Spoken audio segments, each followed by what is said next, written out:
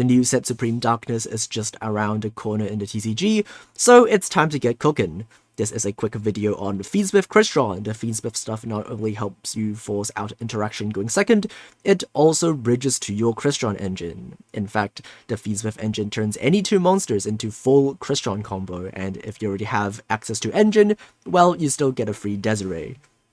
There's still some downsides using this engine. First is the main deck bricks. Lurry is optional technically.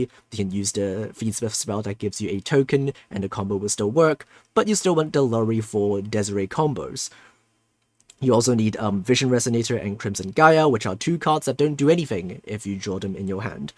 Secondly is extra deck space. FIENDSMITH engine uses a lot, obviously, but also the extra stuff that we need to make the combo work, like Axel Synchro Stardust Dragon and Aerial Eater also eat up space as well.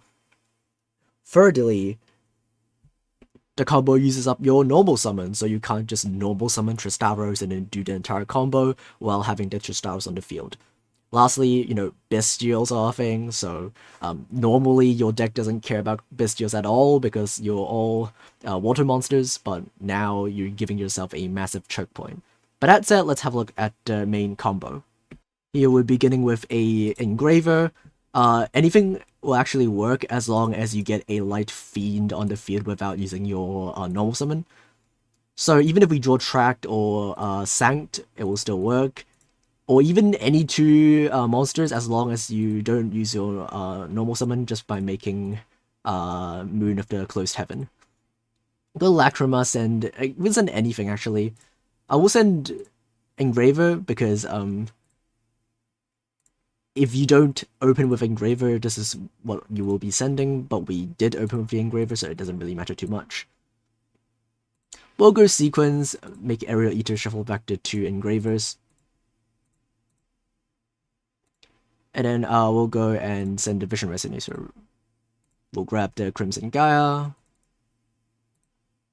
Grab back the Vision Resonator. We can't special summon the Vision Resonator because we don't have a high level Dark Monster, but we can still normal summon it, which is less ideal, but it's still fine in this situation. We can make Sprint next and send a Tristaros. And because we have the Axel Synchro Stardust Dragon on our field, we can pop it using the Tristaros, and that gives us a lot of Crystron stuff on the field. We'll send a Fistburn and a Selfifnir, and before we do anything else, let's quickly make a Cyber Dragon Infinity so that the rest of our combo is isolated from interruption. We'll go and grab ourselves a Smigo using the Fistburn, and then go and use the effect of Selfifnir to grab ourselves a Rosnix. We'll go ahead and use the Smigo to grab ourselves a Inclusion. Inclusion will grab ourselves a Trap. We can use Rosnix to pop the Inclusion and summon another Tristaros, and then use the Inclusion to summon back the Selfifnir from our graveyard. And then we'll set one and end turn. So here is what we have on field. We have the Infinity, which is a negate. Sprint can actually bounce a monster because we control an Xyz monster. We can trigger it on our own as well, and I will show you how later. Tristaros can make a Quarian Gandrax or a Dawn Dragster, and the trap is 2 pops.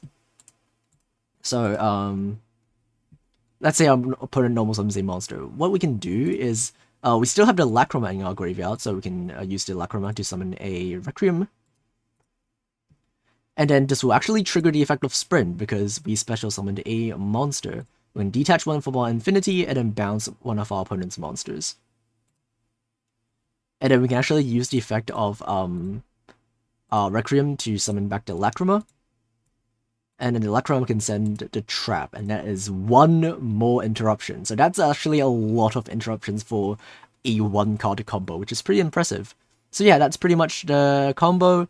You probably don't want to make the Lacrima that early because now you can't use Tristaros effect because you don't have enough zones.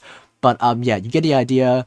This combo is pretty interesting. I don't know how good it will actually be because you need 2 bricks. But it's still a pretty interesting combo to keep it in mind if you're building the FIENDSMITH version of the deck. So yeah, thanks for watching and goodbye.